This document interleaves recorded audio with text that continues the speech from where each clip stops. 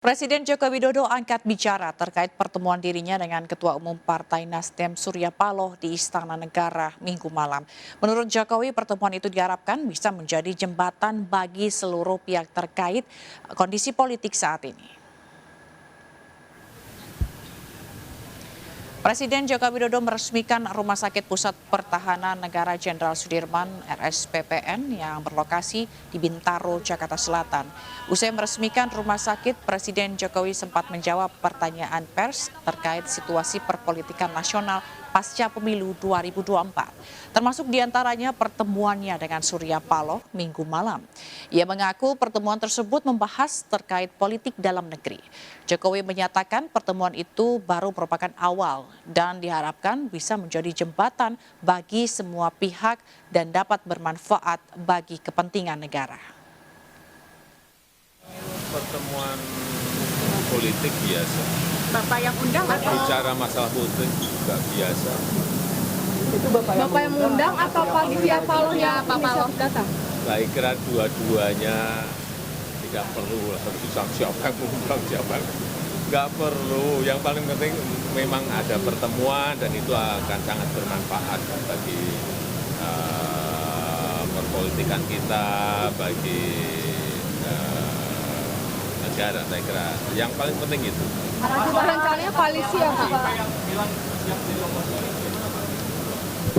PDIP yang siap untuk jadi oposisi Pak? Ditanyakan aja kepada beliau-beliau yang ada di PDI Perjuangan. Terima kasih Pak.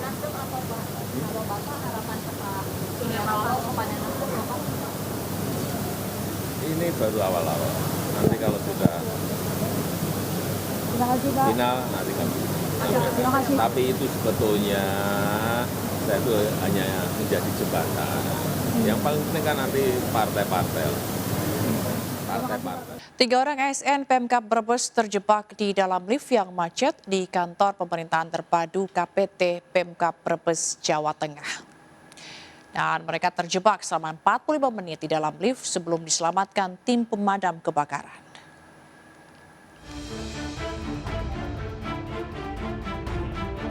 Tiga ASN pemerintah Kabupaten Brebes terjebak di dalam lift yang macet akibat listrik padam di kantor pemerintahan terpadu KPT Pemkab Brebes, Jawa Tengah. Dua orang adalah pegawai Dinas Pengelolaan Sumber Daya Air dan Penataan Ruang Brebes yang sedang mengikuti rapat di lantai 5 gedung KPT Brebes. Sedangkan satu orang lainnya adalah tenaga lepas atau petugas kebersihan. Mereka terjebak di antara lantai 4 dan lantai 3 saat hendak turun ke lantai 1. Ketiganya terjebak di dalam lift selama 45 menit sebelum diselamatkan petugas damkar.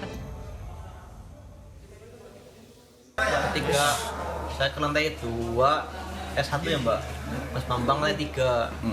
Itu pas di angka 4 ketiga, anjlok, jeglik. Nah itu nyata habis anjlok, nyala lagi. Itu kayaknya kayak ada naik sedikit lah. Jadi itu kayak motor mati tengah-tengah, benernya tuh motor itu tengah-tengah benernya, mana naik sebentar baru berhenti. Dan pintunya sudah terbuka oleh petugas karena memang membutuhkan kunci khusus untuk membuka awal pintu ini. Kemudian kalau sudah terbuka, tadi kita coba untuk membuka dengan sistem manual karena memang di dalamnya ada kunci lagi. Jadi kita buka secara manual. Alhamdulillah para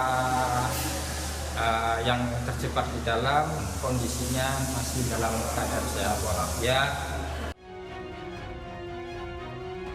Tim damkar mengimbau jika mengalami terjebak di dalam lift, tetaplah tenang dan jangan banyak melakukan gerakan karena akan menambah beban.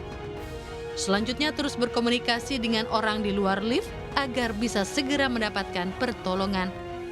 Dari Brebes, Jawa Tengah, Yunibar melaporkan. Carut pemilu 2024 terjadi di berbagai daerah, salah satunya di Kecamatan Larantuka, Flores Timur, Nusa Tenggara Timur. Ratusan warga menggeruduk kantor camat Larantuka menuntut surat suara dihitung ulang dan kotak suara dibuka.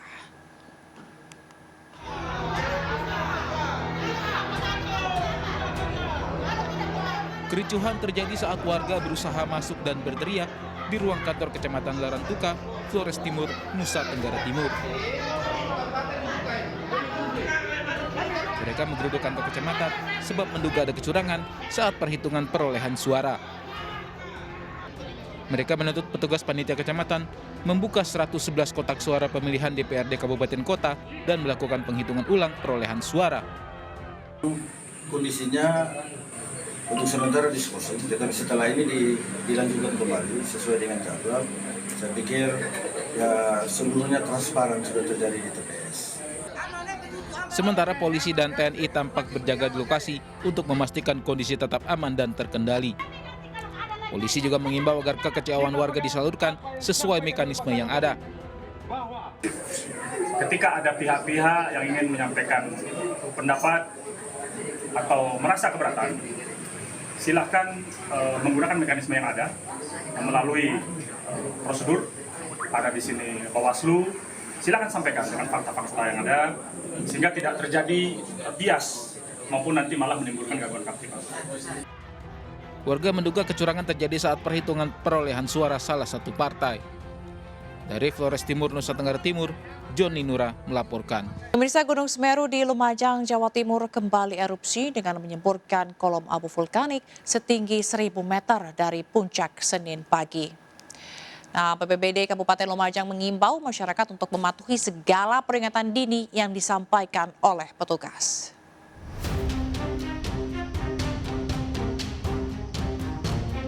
Erupsi Gunung Semeru secara visual terpantau kamera CCTV yang berada di Desa Oro-Oro Ombo, Kecamatan Pronojiwo, Lumajang, Jawa Timur, Senin pagi. Gunung Semeru menyemburkan kolom abu vulkanik setinggi 1.000 meter dari puncak. Hingga saat ini status Gunung Semeru masih berada di level 3 atau siaga. Meningkatnya aktivitas vulkanik Gunung Semeru dalam beberapa pekan terakhir membuat BPBD Kabupaten Lumajang mengimbau masyarakat untuk meningkatkan kewaspadaan dan mematuhi segala peringatan dini dari petugas atau instansi terkait. Peningkatan aktivitas ini harus kita sikapi dengan bijaksana. Kami minta di seluruh jajaran untuk setiap peringatan dini atau EWS yang diberikan oleh instansi yang berwenang seperti PVMBG, Pos Pantau Gunung Sawur, kemudian BPBD melalui jejaring sosial, grup WhatsApp maupun dari radio telekomunikasi, mohon untuk diikuti himbauan itu demi keamanan dan keselamatan kita semua yang beraktivitas di sepanjang hulu hilir aliran lahar Gunung Semeru. Di status level 3 atau siaga ini, masyarakat dilarang melakukan aktivitas apapun di radius 13 km dari puncak dan 500 meter dari sepadan sungai sepanjang 17 km karena berpotensi terjadi perluasan awan panas guguran. Dari Lumajang, Jawa Timur, Yayan Nugroho melaporkan. Menparekraf Sandiaga Uno mendorong generasi muda terus berinovasi untuk menciptakan produk-produk kreatif sehingga mampu membuka lapangan kerja seluas-luasnya.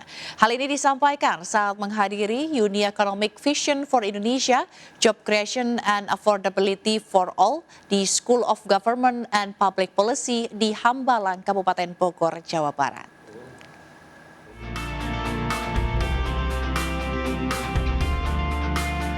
Menjadi pembicara di Sekolah Pemerintahan dan Kebijakan Publik SGPP untuk Blue Ocean Strategy Fellowship, Kemenparekraf Sandiaga Uno menyampaikan visi untuk ekonomi menuju Indonesia Emas 2045.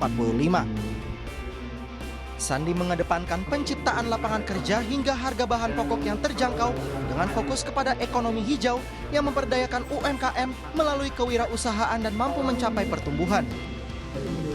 Hal ini menjadi fokus dalam visi ekonominya untuk menjawab keluhan masyarakat. Secara komprehensif, bagaimana membangun Indonesia ke depan, visi Indonesia Emas 2045 melalui kebijakan yang berpihak kepada ekonomi hijau. Dan bagaimana juga lapangan kerja dan stabilitas harga-harga dan biaya hidup itu bisa kita capai. Blue Ocean Strategy Fellowship merupakan studi kerja sama pemerintah dan swasta di Indonesia. Program kepemimpinan pemikiran ini untuk menghasilkan dan mempromosikan serta ide baru yang efektif untuk memecahkan tantangan kerjasama inovasi pembelajaran antara sektor swasta dan publik di Indonesia. Dari Kabupaten Bogor, Jawa Barat, Cahyat Supriyatna, iNews melaporkan.